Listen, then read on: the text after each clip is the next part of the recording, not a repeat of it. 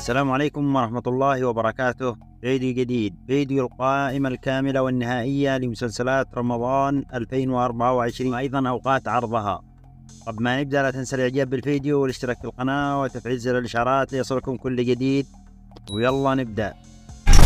أولا مسلسل لقمة حلال، مسلسل الدراما والأكشن الذي يخرجه المخرج محمد فاروق، ومن بطولة مجموعة من أبطال الدراما اليمنية وأبرزهم عبد الله يحيى إبراهيم وعصام القديمي ويحيى إبراهيم ومحمد القصاب وزيدون العبيدي ورغد المالكي وتوفيق الماخذي وسحر الأصبحي وأصيل حزام وسواد الكينعي وناصر العنبري وعبير عبد الكريم ومحمد مقبل وحسام الصلوي وعمر دوبلة وغيرهم الكثير من نجوم الدراما اليمنية. وتم تصوير المسلسل في محافظة تعز، وسيعرض على قناة السعيدة في الأوقات التالية.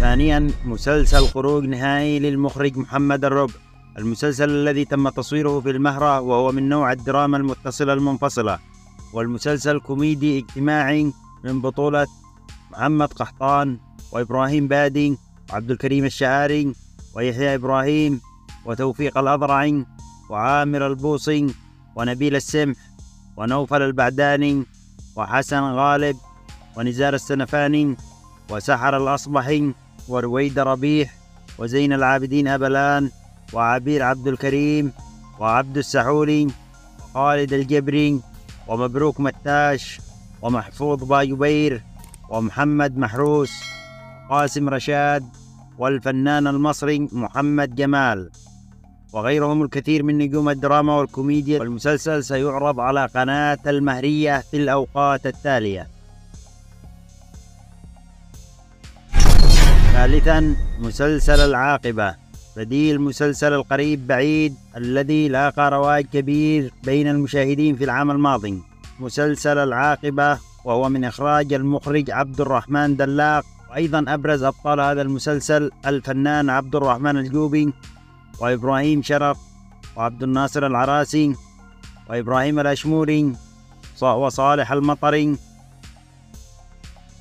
وسلطان الجعدبي ورمزي الآنسي ومعاذ البزاز وطارق السفياني وقيس السماوي وعبد الله الجغ ونزار السنفاني وتوفيق الأضرعي ولأول مرة حسين القواس وغيرهم الكثير من نجوم الدراما والكثير من الشباب المبدعين. والمسلسل سيعرض على قناة المسيرة الفضائية وقناة العرض الأول في اليوتيوب في الأوقات التالية.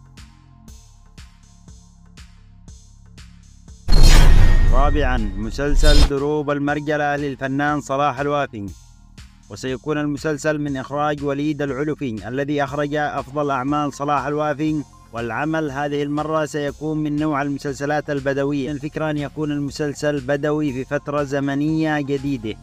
والمسلسل من بطولة صلاح الوافي وسمير قحطان وزيدون العبيدي وزين العابدين أبلان ومحمد الحرازي وأمل إسماعيل وهديل مانع وأشواق علي أنا شروق وغيرهم الكثير. من مسلسل من إنتاج قناة السعيدة، وسيعرض على قناة السعيدة في الأوقات التالية.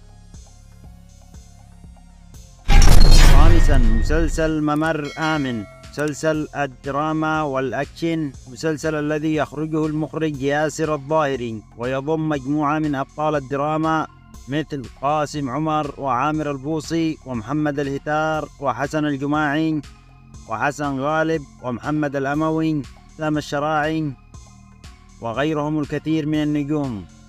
قد تم تصوير المسلسل في مدينة تعز، وسيعرض هذا المسلسل على قناة يمن شباب في الأوقات التالية.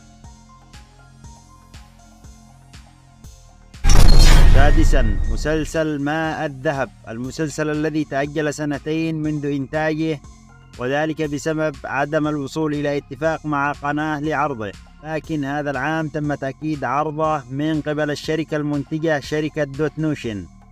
والمسلسل من بطولة نبيل حزام ويحيى إبراهيم وعبد الله يحيى إبراهيم وهديل أبو أصيل ومحمد أبلان ومحمود خليل وأما الإسماعيل وغيرهم الكثير. والمسلسل سيعرض على مرة عبر الإنترنت وأيضا عبر قناتها على اليوتيوب تسمى منصة تلفز.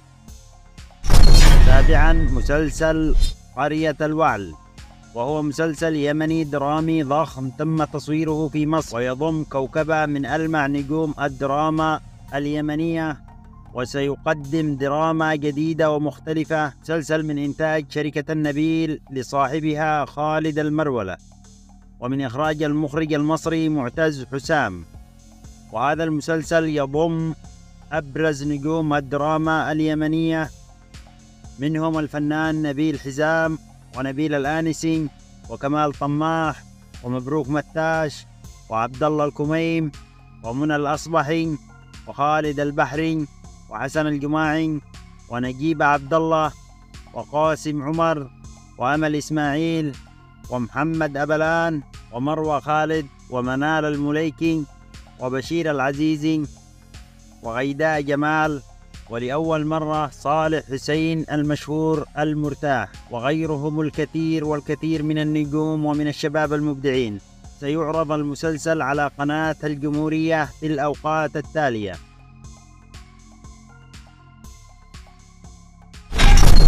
ثامنا مسلسل حارس البحر، بديل مسلسل سر الغراب في العام الماضي. هذا العام سيخرج مسلسل حارس البحر المخرج عبد العزيز الحرازي، والمسلسل من بطولة أحمد المعمري وإبراهيم الزبلي ومحمد الرداعي وعبد الله السخي وفؤاد الكهالي ومحمد القطاع وفتحية إبراهيم ومروان النوعة وطاهر الزهيري وغيرهم الكثير من نجوم الدراما. تصوير العمل حاليا في مدينة الحديدة، وسيعرض على قناة اليمن الفضائية في الأوقات التالية. وانتهينا من عرض القائمة الكاملة لمسلسلات رمضان، وانتظرونا إن شاء الله في الفيديوهات القادمة. فلا تنسوا الإعجاب بالفيديو والاشتراك في القناة وتفعيل زر الجرس ليصلكم كل جديد، وأيضا لدعمنا للاستمرار. وألقاكم في فيديو قادم، في أمان الله.